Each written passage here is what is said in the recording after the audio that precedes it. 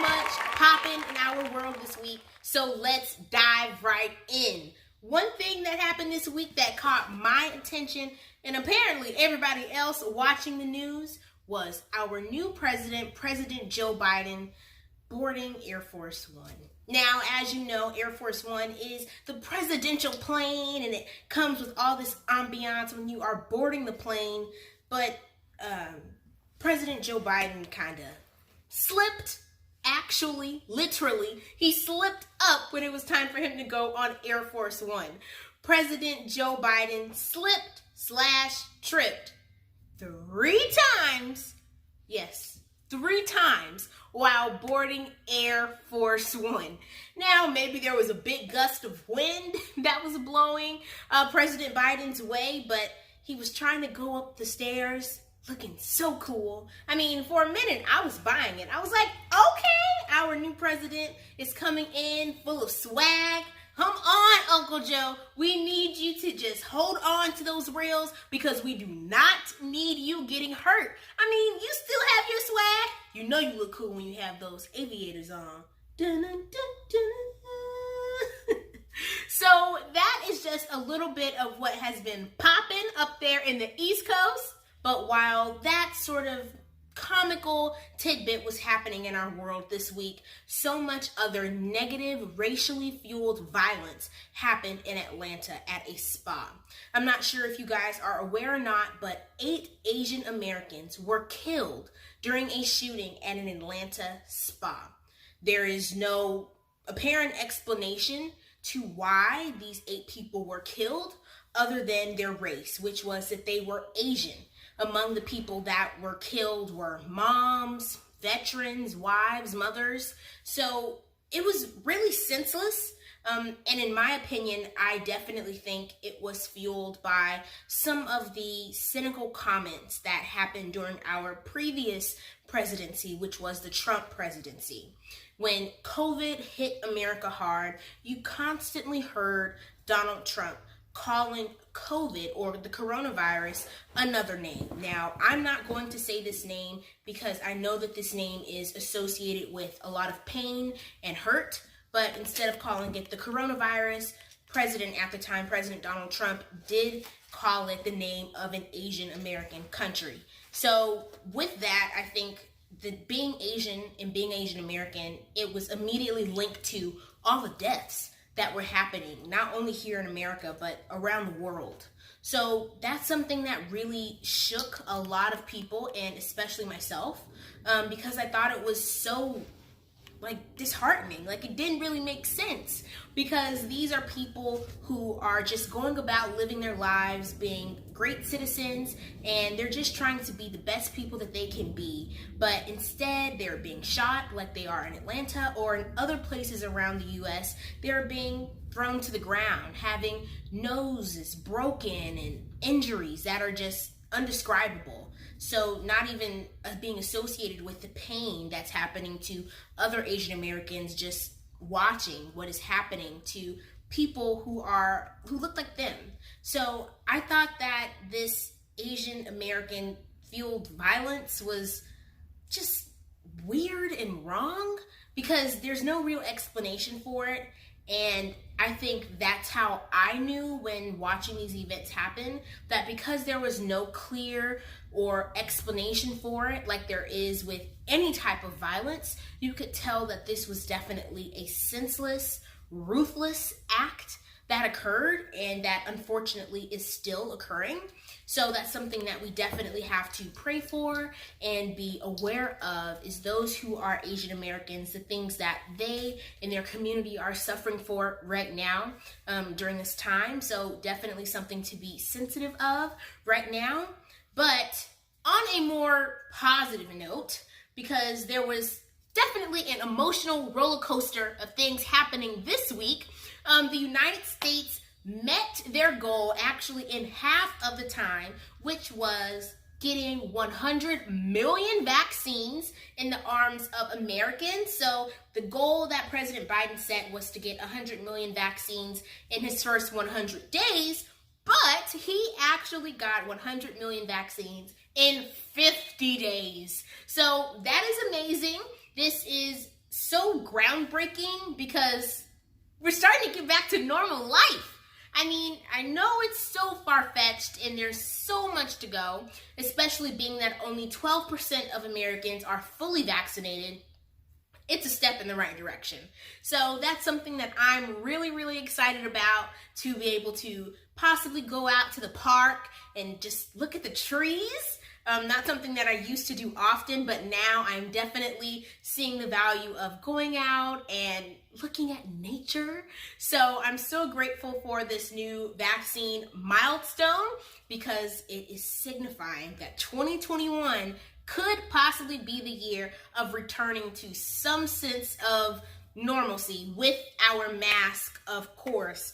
Now, the whole mask controversy, it's still going, right? And it's definitely creating a whole lot of ruckus on Capitol Hill. Now, this week there was a Senate hearing with Dr. Fauci, who has been, I think, so critical during this COVID-19 pandemic because of all of his knowledge and all of the advice that he has given to presidents and other different people around the world who were knowledgeable about COVID.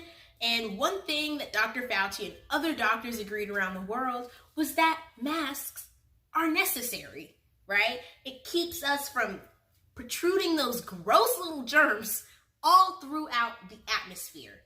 But some people, like Rand Paul, disagree. So Rand Paul and Dr. Fauci, they had a verbal head-to-head at the Senate hearing. It was totally remarkable because Rand Paul, who actually said that he had COVID, he does not like to wear his mask, he has not gotten the vaccine, he says that masks are theater. Theater.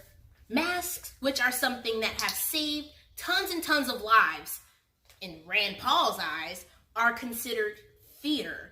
Now, Rand Paul says that it's considered theater because you don't know who has had COVID and who has the vaccine, and it'll get us closer to herd immunity if you just lose the mask. What? That is like the complete opposite of what herd immunity will get us to. No, we do not need to go around just spreading COVID for the fun of it because people don't want to wear their mask. So this whole Rand Paul, Dr. Fauci dispute showed that the mask debacle, this whole thing about whether or not we need to wear masks, it's still going, unfortunately, because you would think that over a year after the pandemic, people would see the value of masks, how many lives that they've saved, and how useful and protective that they are. But some people still just don't understand. So Dr. Fauci, he was able to quickly come back and basically tell Rand Paul, no, masks are not theater, and that they are definitely important to continue wearing even though people are slowly starting to get vaccinated. But on the same tip, when it comes to wearing masks, kids are going to have to get used to wearing their masks more frequently because they are starting to finally go back to school. Now, kids who are middle school and younger, they actually are getting, I call it, a little bit of a treat because their social distancing length is being shortened from 6 feet to 3 feet. So it's been cut in half, and Dr. Fauci was saying that this is possible because kids, the younger kids, aren't as transmittable. They don't transmit COVID as much as older students do, which is why middle school and up, they're still going to have to maintain their 6-foot social distancing. But the younger kids out there that are going to be able to go back to school, they're going to be just a little bit closer to their friends, and they're going to be able to still engage in their sports and PE.